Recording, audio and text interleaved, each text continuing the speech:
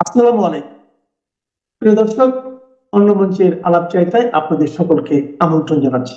প্রিয় বন্ধুরা, প্রীতি, সালাম এবং শুভেচ্ছা নেবেন। কয়েকদিন ধরেই আমি বলার চেষ্টা করছি যে বাংলাদেশে আসলে হাওয়া বদলে গেছে, রাজনীতির হাওয়া। বিশেষ করে কেউ কেউ এটা হয়তো বিশ্বাস করছেন না। আজকে এই সাজানো রায়, যেটা অলরেডি সবাই জানে, যাই হোক, এই ফাঁকে হঠাৎ করে দেখলাম একটা নতুন খবর আর কি। জুলাই যোদ্ধারা ঠিক করছে যে ঢাকা শহরে খেলার মাঠের অভাব, সুতরাং ধানমন্ডি 32 নম্বরের যে বঙ্গবন্ধুর বাড়িটা, সে ঐতিহাসিক বঙ্গবন্ধু ভবনটাকে তারা এর আগে 2 দফায় ভেঙেছে। 5ই আগস্ট পুড়িয়ে দিয়েছে, পরে ফেব্রুয়ারিতে আবার সেটা বুলডোজার দিয়ে গুড়িয়ে দিয়েছে। এবার তারা মাটির সাথে মিশিয়ে সেখানে খেলার মাঠ বানাবে, এবং সেই জন্য তারা 2টো বুলডোজার ভাড়াও করেছে। বলছে এটা নাকি তাদের নিজেদের টাকায় ভাড়া করা, তাদের নাকি সরকার বুলডোজার প্রকল্পে কোনো টাকা দেয় নাই। সাধারণত এই নিউজ তো সব এই আকামে যত টাকা দেয়, এই যে আসিফ মাহমুদরে এই শাটডাউন ঠেকানোর জন্য 28 কোটি টাকা দিছে। এখন কথা উঠছে যে আসিফ মাহমুদ এই 28 কোটি টাকা কোথায় খরচ করছে আর কতখানি সে মারছে, এটা নিয়ে আবার একটা কেওয়াজ হয়েছে। যাই হোক, ওইটা নিয়ে আজকের আলাপ নাই। এখন এই বুলডোজার ভাড়া করে তারা খুব আওয়াজ দিচ্ছে তারা যাবে, রায় ঘোষণার সময়ই যাবে। তো এর মধ্যে তারা ওই অনেকে আবার কাছাকাছি চলে আসছে। তো আর্মি আজকে কিন্তু খুব হার্ড লাইনে রয়েছে। আর্মি বলছে না, এটা এখানে এসে টাফালিং করা যাবে না, এটা আইনে নাই। এই আর্মিকে আমরা দেখছি যে হাস্যকর ভাবে মানে আনসার বাহিনী হয়ে ফেব্রুয়ারি মাসে চলে যাইতে, 5ই আগস্ট তারা রক্ষা করেনি, কিন্তু আজকে তারা খুব ভাঙা বাড়ি রক্ষায় অন্তত তারা যে সাহসিকতার পরিচয় দিয়েছে, তাদের একটা ধন্যবাদ না জানালে দেশবাসী আপনারা হয়তো মাইন্ড করবেন। আপনারা আমাদেরই তো আর্মি। যাই হোক, একটা শহরের প্রাক্তন মেয়র তিনি ফেসবুকে একটা স্ট্যাটাস দিয়েছেন। তিনি একটা অনুরোধ করেছিলেন যে 32-এর আশেপাশ থেকে সাধারণ মানুষজন যেন সরে যায়, তারা প্রস্তুত, যে কোনো অ্যাকশনে তারা যাবে। এবং এর মধ্যে যে ঘটনাটা ঘটেছে, এই বুলডোজার যেটা তারা ভাড়া করছে এই জুলাই যোদ্ধারা, সেই বুলডোজার আর্মি প্রথমে বুলডোজারের চাবি নিয়ে নিছে, তো বুলডোজারটা নড়াচড়া করতে পারে না। এরপরে ভাইঙ্গা চুরা নাট বল্টু এগুলো খুলা মোটামুটি বুলডোজারটাকে একেবারে মানে খুলা ভেঙে চুরা পালাইছে আর কি। এটাকে আবার রিঅ্যাসেম্বল করা যাবে কিনা, কারণ তারা হাতুড়ি দিয়ে পিটায় মুটায় ভাঙছে। আপনারা একটু ভিডিওটা দেখেন।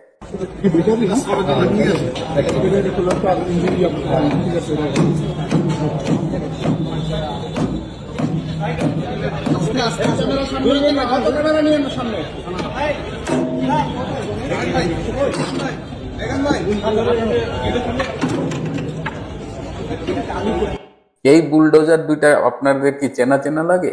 এই বুলডোজার দিয়েই কিন্তু ফেব্রুয়ারি মাসে এই ধানমন্ডি 32 গুড়িয়ে দিয়েছিল। সেই একই মালিকের এই বুলডোজার দিয়ে আকামটা করতেছে। এখন যেহেতু বুলডোজার ক্ষতিগ্রস্ত হয়েছে এবং মালিক বলতেছে বুলডোজারের ভাড়ার টাকা নাকি তারা দেয় নাই, জুলাই যোদ্ধারা বলছে নিজের টাকায় ভাড়া করছে, কিন্তু মালিক বলতেছে ভাড়ার টাকা দেয় নাই। এবং মালিকের এখন তো আমচালা সব বেছে পুরা মানে গো মা সা যেটাকে বলে, একেবারে পুরা মারা সারা আর কি। এখন তার বুলডোজারই অকেজো হয়ে গেছে। এখন সে কান্নাকাটি করতেছে যে এই বুলডোজারের টাকা কে দেবে, এখন কাউরে খুঁজে পাওয়া যায় না। কিন্তু ওই যে স্ট্যাটাসটার কথা বললাম, যে একজন প্রাক্তন মেয়র পাশের একটা শহরের, তিনি একটা স্ট্যাটাস দিয়েছে। এবং এই যখন আর্মি যখন এই বুলডোজার ভাঙচুর করতেছিল, বুলডোজার ভাঙবে কি, বুলডোজার নিজেই ভাঙচুরের শিকার হয়ে গেছে, ঠিক তখনই বিকট শব্দে একটা ককটেল বিস্ফোরিত হয়। এবং সেই ককটেল বিস্ফোরিত হওয়ার সাথে সাথে সাথে এই যে সাহসী জুলাই যোদ্ধারা, এখানে এই জুলাই যোদ্ধাদের একটা বড়ই অংশ ছিল আবার লুঙ্গি পরা। বুঝেন এই লুঙ্গি পরে কারা আসছে? এরা সাধারণত মোহাম্মদপুরের বেহারিপট্টির থেকে আসে, বা এরকম ভাড়া টোকাই, অধিকাংশ হলো ভাড়া করার টোকাই, ভাড়াও রাস্তাঘাট থেকে টোকাই নিয়ে আসছে। এই টোকাই জুলাই যোদ্ধা যারা ছিল, লুঙ্গি তুলার দৌড়, মুহূর্তে জায়গাটা ফাঁকা হয়ে গেছে। আপনারা আমার ভিডিওটি যখন শুনছেন তখন হয়তো আপনারা দেখবেন যে আন্তর্জাতিক অপরাধ ট্রাইব্যুনাল নামের এই ক্যাঙ্গারু কোর্টটি তাদের ভার্ডিক্ট দিয়ে দিয়েছে। এখন বিষয়টা হচ্ছে কোথায় দেখেন, আমি আপনাদেরকে আজকে দেখাতে চাই এই আদালতটি কেন আনকনস্টিটিউশনাল, ইল্লিগাল এবং কর্তৃত্ব বহির্ভূত। এজাজরাও কেইফাবল না। কেন? প্রথম আসেন যে এই আন্তর্জাতিক অপরাধ ট্রাইব্যুনাল নামে যে বিচারটি হচ্ছে, এই আদালতে 2024 সালে সরকার পতনের আন্দোলনে যে প্রাণহানি বা সম্পদহানি ঘটেছে এটার জন্য বিচার করা যায় কি না। প্রথম কথা হচ্ছে যায় না। কেন যায় না? আপনারা আসেন যে 1971 সালের 26শে মার্চ থেকে 16ই ডিসেম্বর পর্যন্ত যে অপরাধ সংগঠিত হয়েছিল, ওই সময়ে বিচার করার জন্য 72 সালের সংবিধানে উপরে ভিত্তি করে একটি আইন করা হয়েছিল, যেটার নাম ছিল দালাল আইন। পরবর্তীতে দেখা গেল যে আন্তর্জাতিকভাবে যে স্বীকৃত অপরাধ 4টি অপরাধ, একটি অ্যাগ্রেশন, অর্থাৎ একটি দেশ যদি আরেকটি দেশকে দখল করে নেয়, আরেকটি হচ্ছে ক্রাইম অ্যাগেনস্ট হিউম্যানিটি, মানবতার বিরুদ্ধে অপরাধ, অর্থাৎ কোনো একটা বিশেষ জাতি, কোনো একটা গোষ্ঠী, কোনো একটা শ্রেণীকে যদি ওয়াইপ আউট করে দেওয়ার চেষ্টা করা হয়, সেটা হচ্ছে ক্রাইম অ্যাগেনস্ট হিউম্যানিটি। 3 নম্বর হচ্ছে জেনোসাইড। জেনোসাইড মানে হচ্ছে যদি নির্বিচারে ধনী গরিব ধর্ম বর্ণ নির্বিশেষে যখন কোনো বিশেষ এলাকায় মানুষকে গণহারে হত্যা করা হয়, সেটা হিন্দু বৌদ্ধ খ্রিস্টান বলে কথা নয়, সেটা শিশু বৃদ্ধ আবাল বনিতা বলে কথা নয়, সবাইকে, এটাকে বলে জেনোসাইড।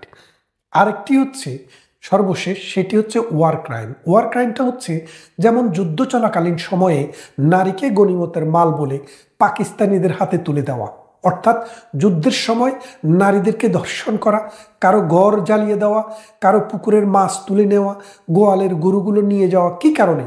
শুধুমাত্র যুদ্ধ চলছে, যুদ্ধের ভিন্ন পক্ষ হওয়ার কারণে, অথবা একটা হিন্দুকে মুসলমান করা, অথবা মুসলমানকে হিন্দুতে পরিণত করা, খ্রিস্টানকে জুইশকে খ্রিস্টানে পরিণত করা, অর্থাৎ মানুষকে ধর্মান্তরিত করা।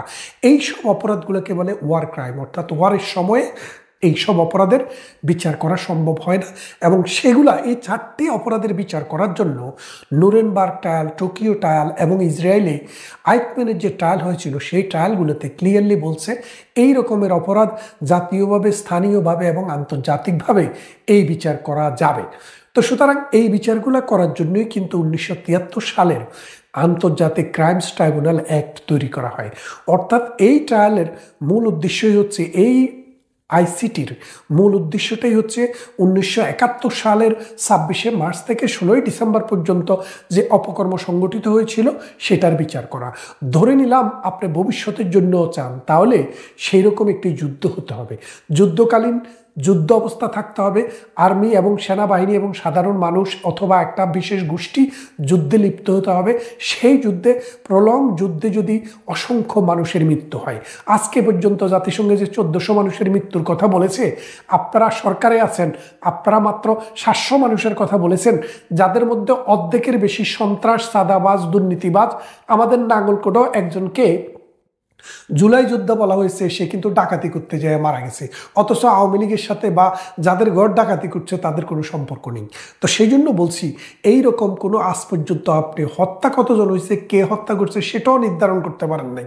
তাই বাংলাদেশে 1971 সালের পর এখন পর্যন্ত সেরকম সিচুয়েশনে তৈরি হয়নি, যার জন্য এই ওয়ার ইন্টারন্যাশনাল ক্রাইমস ট্রাইব্যুনালের যে প্রিফেস মুখবন্ধ, সেখানে যদি দেখেন বলা আছে 1971 সালের 16 ডিসেম্বর পর্যন্ত যুদ্ধকালীন সময়ে যে হত্যাযজ্ঞ সংগঠিত হয়েছে, নারকীয় অপরাধ সংগঠিত হয়েছে, তার বিচার করার জন্য এই আইনটি।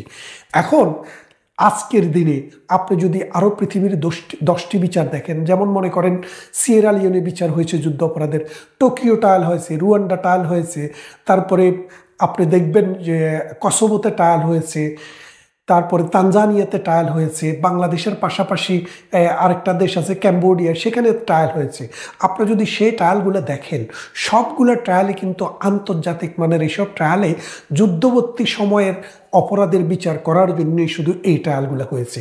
বাংলাদেশে যেটা করা হচ্ছে সেটা হচ্ছে ইম্পোজিশন, জোর করে যেটা যে অপরাধের না, সেই অপরাধের বিচার করার চেষ্টা করা হচ্ছে। এবং বাংলাদেশে যে ওয়ার ক্রাইম যুদ্ধ অপরাধীদের বিচার হয়েছে, তারা সবাই কিন্তু 1971 সালের 26শে মার্চ থেকে 16ই ডিসেম্বর পর্যন্ত সময়ের জন্যই কিন্তু তাদের বিচার হয়েছে। এই গেল প্রথম পয়েন্ট। দ্বিতীয় পয়েন্টে আমি যেখানে বলতে চাই যে এই যে মনে করেন বিচার আদালত, এই বিচারে এখানে যে বিচারটি হবে, আমাদের বাংলাদেশে একটি সংবিধান রয়েছে, ৭৩-এর একটিও সংবিধানের অধীনেই কিন্তু করা হয়েছে। এখন সংবিধানের মধ্যে অথবা পার্লামেন্টে কোনো একটি আইন পাশ করলে দুইটির মধ্যে যদি কোনো কনফ্লিক্ট হয়, অর্থাৎ দুইটার মধ্যে যদি কোনো ধরনের দ্বন্দ্ব তৈরি হয়, তাহলে সংবিধানটা প্রাধান্য পাবে। আপনারা জানেন বাংলাদেশের যে বর্তমান সংবিধান, এই সংবিধানে বলা আছে ৬৭ বছর হওয়ার পরে সুপ্রিম কোর্টের অ্যাপিলেট ডিভিশন অথবা এই হাইকোর্ট ডিভিশনের কোনো জাজ তিনি আর কাজে থাকতে পারবেন না, তাকে অবসরে যাইতে হবে। তার মানে কি ৬৭ বছর হচ্ছে সর্বোচ্চ বয়স সীমা। তা এখন আপনি দেখেন যে জাস্টিস নজরুল ইসলাম, এই জাস্টিস নজরুল ইসলাম যে দুইটি আদালত চলছে আপনারা জানেন, ICT 1 এবং ICT 2। ICT 2 এর এই নজরুল ইসলামের উনি ২০০০ মানে আরো অনেক আগে তিনি জাস্টিস হিসেবে ৬৭ বছর হওয়ার কারণে অবসরে গেছেন। অবসরে যাওয়ার পর আজকে তার বয়স ৭৩ বছর। ৭৩ বছরের একজন মানুষ, যেখানে সংবিধানে ক্লিয়ারলি বলা আছে ৬৭ বছর হওয়ার পরে আপনি আর বিচার হওয়ার যোগ্য না, তাহলে তিনি কিভাবে বিচার হলেন? নাল অ্যান্ড ভয়েড, অবৈধ। আপনি কোনো বিধি দিয়ে, কোনো আইন দিয়ে, কোনো ঘোষণা দিয়ে, প্রেসিডেন্টের অর্ডিন্যান্স দিয়ে supreme law of the land যেটাকে বলে আমাদের কনস্টিটিউশন, সেটাকে বাদ করতে পারবেন না। 96 অর্থাৎ আমাদের সংবিধানের ৯৬-এর ১ আর্টিকেল ৯৬ প্যারাগ্রাফ 1-এ ক্লিয়ারলি বলা আছে যে আপনি ৬৭ বছরের উপরে থাকতে পারবেন না। সুতরাং এই জাজের নিয়োগ অবৈধ। দ্বিতীয়তে আসেন গোলাম মর্তুজা, যিনি ১ নম্বর এই ICT 1-এর চেয়ারম্যান। তিনি ২০১৮ সালে তিনি এই ডিস্ট্রিক্ট জাজ, এডিশনাল ডিস্ট্রিক্ট জাজ অথবা ডিস্ট্রিক্ট জাজ থেকে তিনি অবসরে গিয়েছেন ৫৭ বছর বয়সে। ৬ বছর চাকরি করেছেন সিলেট ইন্টারন্যাশনাল ইউনিভার্সিটিতে ডিন হিসেবে। অর্থাৎ তিনি কিন্তু আর বিচার করাতেও নেই আর আইন প্রফেশনেও নেই, তাহলে তিনি কিন্তু আউট অফ দ্য স্কোপ, তার কোনো আর এখানে আসার সুযোগ নেই। আর যদি তাকে জোর করেও আনেন, সেখানে আরেকটি ক্রাইটেরিয়া আপনাকে দেখতে হবে। বাংলাদেশে ৫৪ বছরে যেই সব মানে ডিস্ট্রিক্ট জাজকে যখন আপনি হাইকোর্ট ডিভিশনে এনে যখন আপনি নিয়োগ দিবেন, তখন অ্যাডহক ভিত্তিতে নিয়োগ দেওয়া হয়, অর্থাৎ ২ বছরের জন্য। ২ বছর পরে তার কার্যক্রম কর্মক্ষমতা দেখে তাকে স্থায়ী করা হয়। তো এই ২ বছরের জন্য যখন অ্যাডহক ভিত্তিতে দিবেন, তখন রুল হচ্ছে আপনাকে মিনিমাম 9 ইয়ার্স, অর্থাৎ 2 বছর হলো আপনার qualifying period as a temporary জাজ, আর বাকি 7 বছর হচ্ছে যদি আপনি চাকরি করেন, তারপরে যাই আপনি পেনশন পাবেন হাইকোর্টের, সুপ্রিম কোর্ট থেকে, নাইলে পাবেন না। এই জন্য যখনই কোনো অ্যাডহক জাজ নিয়োগ দেওয়া হয়, দেখা হয় তার বয়স আরও 10 বছর সার্ভিস দেওয়ার মতো আছে কিনা। অর্থাৎ 57 বছরের উপরে চলে গেলে আর বাংলাদেশের হাইকোর্ট ডিভিশনের অ্যাডহক বিচারক হওয়ার জন্য তাকে কোয়ালিফাই হিসেবে ধরা হয় না। এই জাজের বয়স হচ্ছে 63 বছর। বাংলাদেশের ইতিহাসে হাইকোর্টে কোনো জাজকে 60 ইয়ার্স এইজে নিয়োগ দেওয়া হয় নাই। আমি আপনাকে বলতেছি 1971 থেকে 2024 সাল আপনি বাংলাদেশের সমস্ত জাজদের ইতিহাস ঘেঁটে দেখেন, তার মানে হচ্ছে তিনি ডিসকোয়ালিফাইড। এই দুই চেয়ারম্যানের কথা বললাম। এবারে আসেন এদের সাথে যে দুইজন করে জাজ দেওয়া হয়েছে। প্রথম ট্রাইব্যুনালে যে 2জন জাজ আছেন, এই 2জন জাজ নিয়োগ পেয়েছেন 2024 সালের অক্টোবর মাসে। নিয়োগ পেয়েছেন কিভাবে? অ্যাডহক জাজ হিসেবে। তারা লয়ার থেকে 10 বছর প্র্যাকটিস করলে হাইকোর্টে আপনি কিন্তু জাজ হতে পারবেন, এটাতে কোনো অসুবিধা নেই। কিন্তু এই যে আপনি জাজ হলেন, এটা হচ্ছে আপনার প্রথম বিচার। অর্থাৎ ওই 2জন জাজ জীবনে কোনোদিন একটি মামলায়ও জাজ হিসেবে বিচার করেননি অথবা ডিসিশন দেননি। তারা জীবনে এটাই তার প্রথম বিচার। তাহলে আবার আপনি খেয়াল করেন, আপনি একটা দেশের প্রধানমন্ত্রীকে বিচার করছেন, একটা দেশের স্বরাষ্ট্রমন্ত্রীকে বিচার করছেন এবং আন্তর্জাতিক অপরাধ বিচার করছেন। সেই ক্ষেত্রে আপনার জ্ঞান, গরিমা, দক্ষতা, নলেজ এবং অভিজ্ঞতা, সবচেয়ে বড় হলো অভিজ্ঞতা। তার মানে এই 2জন জাজের একজন জাজেরও এবং চেয়ারম্যান যিনি, তিনিও 2024 সালের অক্টোবরে নিয়োগ পেয়েছেন। এই 3 জনের একজনও একটি বিচার করারও তাদের কোনো অভিজ্ঞতা নেই। এই অভিজ্ঞতা হিসেবে তারা ট্রায়াল দিচ্ছেন ভবিষ্যতে মানুষের আরও গলা কাটার জন্য এই শেখ হাসিনার বিচার করে। তার মানে তো বুঝতে পারছেন যে এই বিচারটি সেলের হাতের মোড়া করে ফেলছে। 3 নম্বরে আপনি আসেন যে জাস্টিসদের যে নিয়োগ দেওয়া, জাস্টিসের নিয়োগের পরে সেখানে যারা বিচার করেন, এই বিচার পরিচালনা যারা করেন, সরকার পক্ষে থাকে হলো প্রসিকিউশন টিম, আর আসামি পক্ষে থাকে ডিফেন্স। এবং ডিফেন্সের এবং প্রসিকিউশনের যে লয়ার, আপনি দেখেন এই ডিফেন্সের লয়ার যিনি সরকার দিয়েছে, তিনি কিন্তু কোর্টে জাজের সাথে আলাপ করছে, স্যার আমি তো আমার আসামির খালাস পাবে বলে পত্রিকাকে বলেছি, আমি যদি বলি যে খালাস পাবে না তাহলে তো আপনারও সমস্যা আমারও সমস্যা। অর্থাৎ তারা ম্যানিপুলেট করার যে সিস্টেমটা সেটা প্রকাশিত হয়ে গেছে। এক, দ্বিতীয় আরেকটা জিনিস দেখেন, এই তাইজুল যুদ্ধ অপরাধীদের বিচার যখন, সত্যিকারের যুদ্ধ অপরাধীদের বিচার ৭১-এর বিচার যখন চলছিল, তখন তিনি এই রাজাকারদের পক্ষে দিনের পর দিন কিন্তু মামলায় লড়েছেন। এখন তিনি সাইড চেঞ্জ করছেন, মানে সাইড চেঞ্জ করে এখন তিনি প্রসিকিউশন হয়ে গেছেন। তাইলে দেখেন যেই মানুষটা 2 দিন আগেও আপনি অপরাধীদের, ওয়ার ক্রিমিনালদের পক্ষের লয়ার ছিলেন, আজকে আপনি সরকারের পক্ষের লয়ার হয়ে গেছেন। জাজ, লয়ার, প্রসিকিউশন এবং ডিফেন্স সবাই জামাত এবং বিএনপির প্রোডাকশন। এখন এই যে আপনি জামাত বিএনপি প্রোডাকশন দিয়ে একটি নতুন নাটক করলেন, এই নাটকটি দেখতে হয়তো মনোজ্ঞ হবে, শুনতে হয়তো কান জ্বালাপালা করবে, কিন্তু ইতিহাস কিন্তু আপনাকে কখনো এটার জন্য ক্ষমা করবে না। তার মানেটা হচ্ছে আজকের যে বিচারটি হলো, এই বিচার এই আইনে চলে না, কারণ এই আইনটি এই অপরাধের বিচার করার জন্য হয়নি। এক, তৃতীয় ফাইনাল দ্বিতীয় যে জিনিসটি বললাম, জাজদের যে নিয়োগ অবৈধ, বাংলাদেশের কনস্টিটিউশন, বাংলাদেশের যে বিধি, সুপ্রিম কোর্টের বিধি মোতাবেক হয়নি। 3, এই যে আপনি যেই সব প্রসিকিউশন এবং ডিফেন্স নিয়োগ দিয়েছেন সেগুলা হলো বায়াসড। আর ফাইনালি আরেকটি জিনিস আপনাকে বলি, সেই জিনিসটি হচ্ছে এই যে মনে করেন একটা বিচার হচ্ছে, আপাদমস্তকে আপনি প্রথম থেকে শেষ পর্যন্ত বিচার করছেন, আপনি নুরেনবার্গ ট্রায়ালে যান, টোকিও ট্রায়ালে যান, ওই ট্রায়াল হতে মিনিমাম 1 বছর সময় লেগেছে। এই ট্রায়ালটি হতে মাত্র জুলাই মাসে শুরু হয়েছে, আগস্ট, মানে বিচারের অ্যাকচুয়াল বিচারটি শুরু হয়েছে আগস্ট মাসে। আগস্টের 1 তারিখ থেকে অক্টোবর মাসে বিচারটি শেষ হয়ে গেছে। তার মানে আগস্ট, সেপ্টেম্বর, অক্টোবর, নভেম্বরে 4 মাসেরও কম সময়ের ভিতরে জাজমেন্ট হচ্ছে। আল্লাহর দুনিয়াতে 193টি রাষ্ট্র আছে, 50টির উপরে অপরাধের এইরকম আন্তর্জাতিক ট্রায়ালে বিচার হয়েছে। কোনো বিচার মিনিমাম শুরু থেকে শেষ, অর্থাৎ জাজমেন্ট দেওয়া পর্যন্ত সবচাইতে কম সময় লেগেছে ওই নুরেনবার্গ ট্রায়াল, যেটি অক্টোবর থেকে 1 বছরের 1946 সালের 45 সালের অক্টোবর থেকে 1946 সালের নভেম্বর পর্যন্ত 1 বছর সময় লেগেছে। টোকিও ট্রায়াল 2 বছর সময় লেগেছে, কিন্তু আমাদের এটা মাত্র 4 মাস সময় লেগেছে। এবং আরো ইম্পর্টেন্ট কথা হচ্ছে, বিধিতে বলা আছে 3 জন জাস্টিস থাকবেন, 1 জন চেয়ারম্যান, 2 জন সহকারী বিচারক। এই 3 জনের মধ্যে মিনিমাম 2 জন যদি না থাকে তাহলে শোনানো যাবে না, বিচার শোনা হবে না। কিন্তু গত 1 মাস থেকে এই গোলাম মর্তুজা সাহেব ছুটিতে আছেন, অর্থাৎ তিনি জাজমেন্ট লিখতেছেন, আর সকালে একজন জাজ শুনেন, বিকালে আরেকজন শোনেন, অর্থাৎ তারা যে আইন করছে সেটাও মানা হয়নি। তার মানেটা হচ্ছে কি, শোনার আগেই জাজমেন্ট লেখা হয়ে যাচ্ছে। ফাইনালি এই বিচারটি করার জন্য ইন্টারন্যাশনাল ক্রাইমস ট্রাইব্যুনাল অ্যাক্টটিকে 4টি এই প্রেসিডেন্টের অর্ডিন্যান্স দিয়ে সংশোধন করা হয়েছে। এখন বিষয়টা হচ্ছে, একজন প্রেসিডেন্ট অর্ডিন্যান্স দিতে পারে যদি একটি সংসদ থাকে, সংসদ না থাকলে প্রেসিডেন্টের অর্ডিন্যান্স জারি করার কোনো ক্ষমতা থাকে না। এখন বর্তমানে বাংলাদেশে কোনো সংসদ নাই, সুতরাং প্রেসিডেন্ট আইন তৈরি করার মতো কোনো অর্ডিন্যান্স জারি করতে পারবেন না।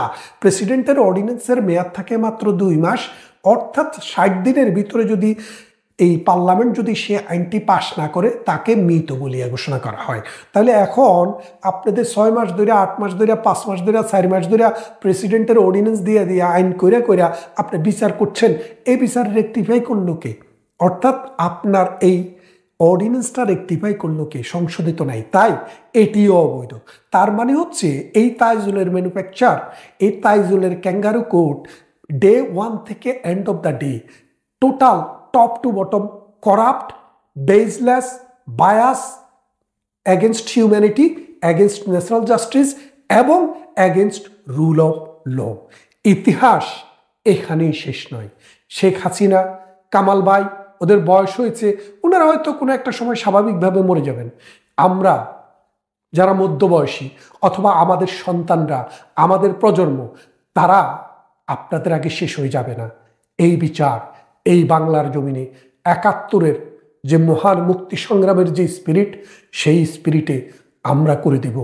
এটা আমাদের প্রতিশ্রুতি, এটা আমাদের ওয়াদা প্রজন্মের কাছে, বাঙালি জাতির কাছে, বাংলাদেশের কাছে, সভ্য দুনিয়ার মানুষের কাছে এবং মানবাধিকার এবং বিশ্ব সভ্যতায় যারা বিশ্বাস করে তাদের কাছে। ভালো থাকবেন।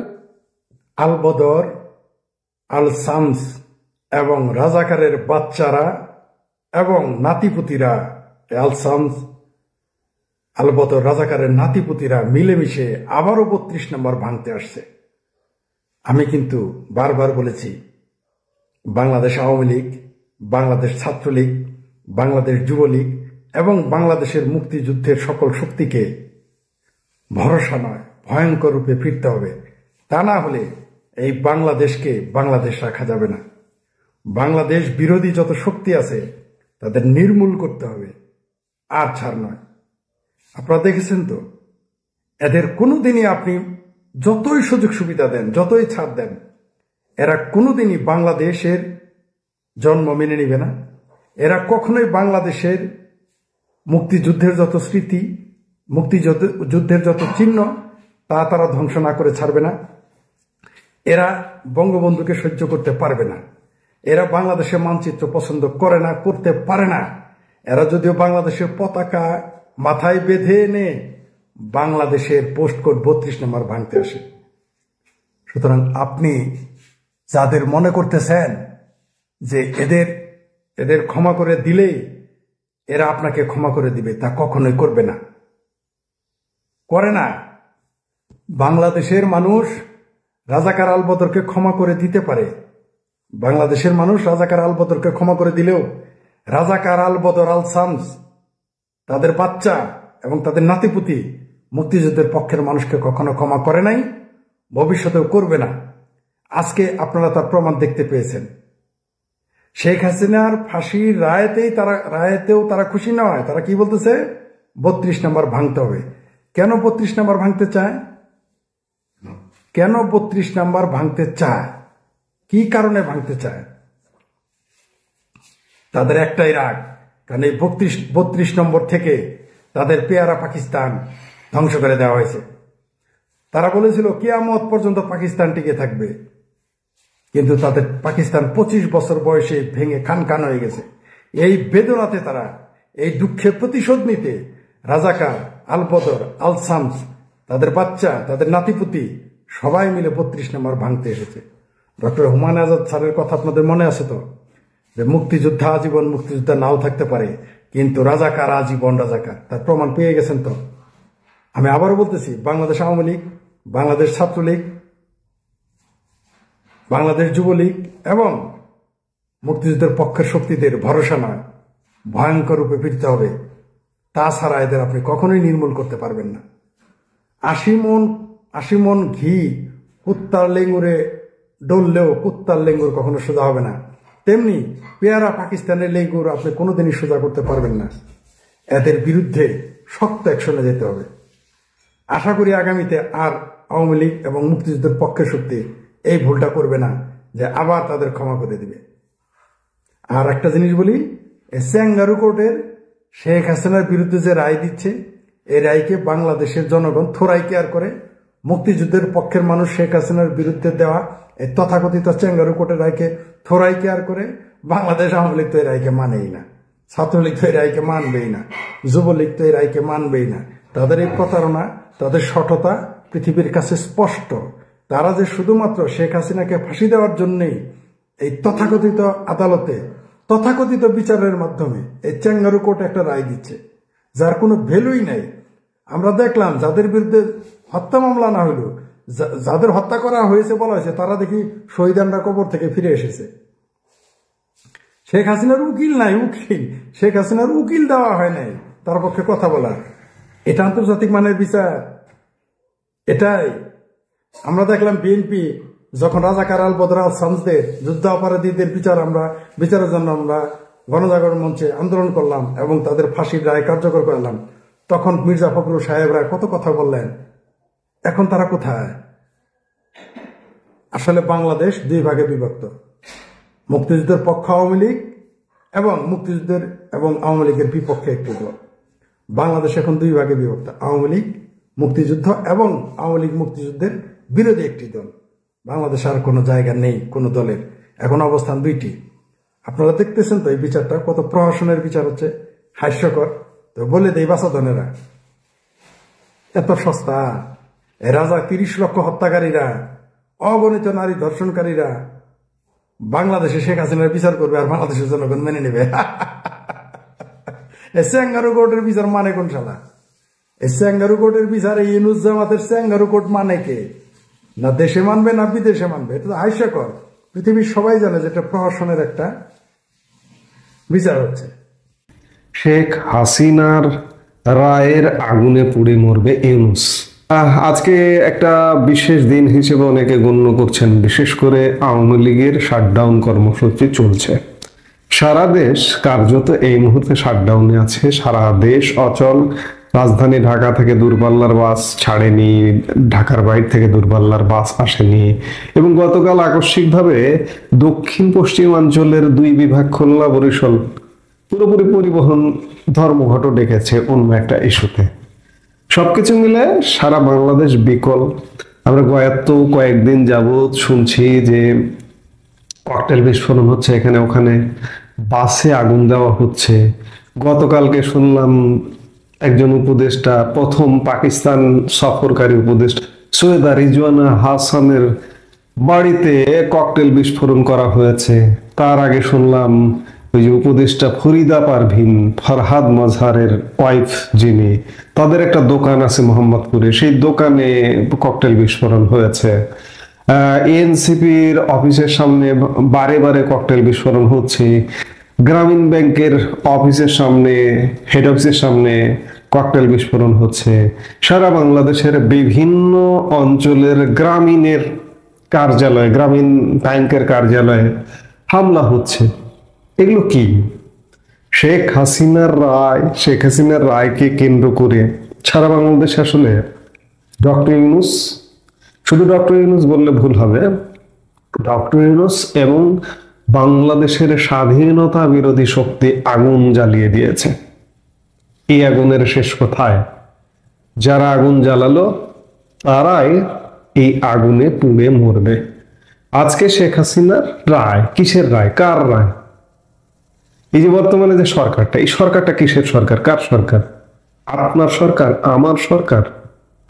এটা কি নির্বাচিত সরকার? একটা সুপ্রিম কোর্টের রেফারেন্স, সেই রেফারেন্সটার সঠিক কিনা বাইরে, সেই রেফারেন্সটা ভুয়া কিনা, সে ব্যাপারেও বিলিয়ন ডলারের কোশ্চিন আছে। এই কোশ্চিনকে কেন্দ্র করে আদালতে রিট পিটিশন পর্যন্ত করেছিলেন একজন আইনজীবী, সেটি খারিজ করে দেওয়া হয়েছে। স্বাভাবিকভাবে, যেহেতু অবৈধভাবে দখল করা সবকিছু, আদালত, আইন সবকিছু, কাজেই খারিজ করে দেবে, এটি স্বাভাবিক। যে সরকারটি বৈধ কিনা এই প্রশ্নটা আছে, সেই সরকারের ট্রাইব্যুনাল, আন্তর্জাতিক অপরাধ ট্রাইব্যুনাল, সেটি কিভাবে বৈধ হয়? এবং সেটির জন্ম তো এই কারণে নয়, আজকে শেখ হাসিনার বিচার করা হচ্ছে। এটা 1971 সালের যুদ্ধ অপরাধী কিংবা মানবতা বিরোধী অপরাধীদের বিচার করবার জন্য এই ট্রাইব্যুনালটা। সেই ট্রাইব্যুনালটাকে নিজেদের মতো প্রতি সপ্তাহে আইন সংশোধন করে নিজেদের মতো গড়ে তুলে সেই ট্রাইব্যুনালে সাজানো গোছানো একটা রায় দেওয়া হচ্ছে। তাতে কি যায় আসে? এবং এই রায় কারা দিচ্ছে? এখানে বিচারক কারা? সব জামাতি। এই ট্রাইব্যুনালে কিন্তু জামাতের নেতাদের ফাঁসিতে ঝোলানো হয়েছিল, রায় দিয়ে ফাঁসিতে ঝোলানো হয়েছিল। এই ট্রাইব্যুনালটা পুরো ঘুরে গেছে। এক সময় ছিল জামাতের বিরুদ্ধে, যুদ্ধাপরাধীদের বিরুদ্ধে বিচারের ট্রাইব্যুনাল, সেই ট্রাইব্যুনালটাকে এখন জামাত দখল করেছে। বিচারকরা জামাতের, প্রসিকিউটররা জামাতের, চিফ প্রসিকিউটর জামাতের। এই ট্রাইব্যুনালের সাথে যারা যুক্ত আছে তারা সবাই জামাতের। ইউনূস এক প্রকার বলা যায় যে এই ট্রাইব্যুনালটাকে জামাতের কাছে দিয়ে দিয়েছে, জামাতের একটা দলীয় আদালত হিসেবে দিয়ে দিয়েছে। সেই আদালত শেখ হাসিনার রায় ঘোষণা করবে। আমরা যে মুহূর্তে কথা বলছি সেই মুহূর্তে হয়তো রায় ঘোষণা শুরু হয়ে গেছে, বা ভিডিওটা যখন প্রচার হচ্ছে তখন রায় ঘোষণা চলছে। এই রায় নিয়ে এত আগ্রহের কি আছে? এই রায় তো জানাই আছে যে এই রায়টা কি হবে। এই রায় শেখ হাসিনার একটা সাজানো ফাঁসি দেবে, তাতে কি যায় আসে? যে সরকারটাই বৈধ নয়, যে আদালতটাই বৈধ নয়, যে আদালত রায় দেবে সেই আদালতের রায়টা বৈধ হয় কিভাবে? প্রশ্নই আসে না। আসলে এদের মরুমের পুরোপুরি পাখা গজিয়ে গেছে। আমি গতকালকে সোশ্যাল মিডিয়ায় ফেসবুকে একটা স্ট্যাটাস দিয়েছিলাম যে কতই না আরামে ছিলেন তারা। আওয়ামী লীগ ক্ষমতাকালে আওয়ামী লীগের গোষ্ঠী উদ্ধার করেও কেউ সুদের ব্যবসা করেছেন, কেউ বিভিন্ন পণ্যের ব্যবসা করেছেন। যেমন এই যে ফরিদা আক্তার, তার একটা দোকান আছে, দোকানে পণ্য বিক্রি করেন। ডক্টর ইউনূস গ্রামীণ ব্যাংকের মাধ্যমে সুদের ব্যবসা করেন, আবার পরিবেশ নিয়ে ব্যবসা করেন, বিদেশি ফান্ড টান্ড এনে, এই যে সৈয়দা রিজওয়ানা হাসানরা, কিংবা বিভিন্ন এনজিও বিভিন্ন ব্যবসা করেন। এই ব্যবসাগুলো কত আরামে আওয়ামী লীগের একদিকে 14 গোষ্ঠী উদ্ধার করেছে আওয়ামী লীগ ক্ষমতাকালে, আর একদিকে আওয়ামী লীগের গোষ্ঠী উদ্ধার করেও তারা আরামে ব্যবসা বাণিজ্য খুলে ফেপে উঠেছেন।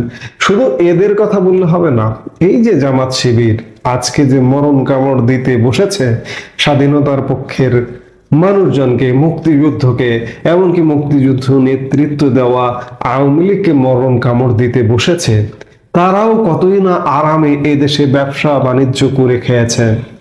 ছাত্রলীগ আওয়ামী লীগের লুঙ্গির তলে ঢুকে পড়েছে, আওয়ামী লীগ সেজেছে, ওয়েস্ট কোট পরে, মুজিব কোট আমরা যেটাকে বলি, সেই মুজিব কোট পরে জামাতের লোকজন আওয়ামী লীগ সেজে, শিবিরের লোকজন আওয়ামী লীগ সেজে বসে থেকেছে। এমনকি সেই সময়ের প্রধানমন্ত্রীর গণভবন থেকে শুরু করে প্রধানমন্ত্রীর কার্যালয় পর্যন্ত সেসব জায়গাতেও এই জামাত শিবির ঢুকে বসেছিল। কতই না আরামে ছিল আসলে। এবং আরামে থেকে এই গোষ্ঠীটি ষড়যন্ত্রের জাহাজে উঠেও আওয়ামী লীগকে ষড়যন্ত্রের মাধ্যমে ফেলে দিয়ে দেশটা দখল করে ফেলেছে, এবং দখল করেই আওয়ামী লীগকে জ্বালিয়ে পুড়িয়ে মারার প্রজেক্ট নিয়েছে তারা। যে আগুন জ্বালিয়েছে এই আগুনেই এই ষড়যন্ত্রীগণ পুড়িয়ে না মরা পর্যন্ত এদের রক্ষা নাই। সার্বিক অবস্থা বিচার বিশ্লেষণ করে এটা অন্ততপক্ষে নিশ্চিত, এই যে গত কয়েকদিনের এখানে হামলা ওখানে হামলা, এদের উপরে হামলা শুরু হয়েছে। এবং এদের উপরে হামলা আসলে কে করছে? এটাকে আওয়ামী লীগ করছে এটা বলার কোনো কারণ নেই।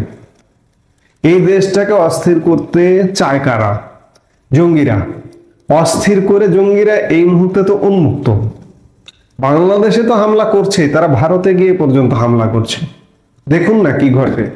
এই যে এই মুহূর্তে শেখ হাসিনার রায়কে নিয়ে তারা উল্লাস করবে, সেই মুহূর্তেই ভারত না জঙ্গিদের সাহায্য করে ছেড়ে দেয় বাংলাদেশের। কারণ ভারতে ওই যে জঙ্গি হামলা, দিল্লি যে লালকেল্লা জঙ্গি হামলা, সেই হামলায় বাংলাদেশি যোগ অত্যন্ত জোরালো ভাবে পেয়েছে। ভারতীয় গণমাধ্যমে এটা ব্যাপকভাবে আলাপ আলোচনা ইতিমধ্যে হওয়া শুরু হচ্ছে।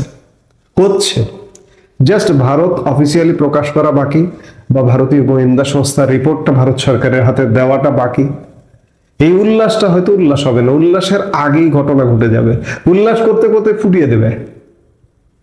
কাজেই যে আগুনটা বাংলাদেশে জ্বালিয়ে দেওয়া হলো, সেই আগুনে এরা পুড়ে ছারখার হয়ে যাবে।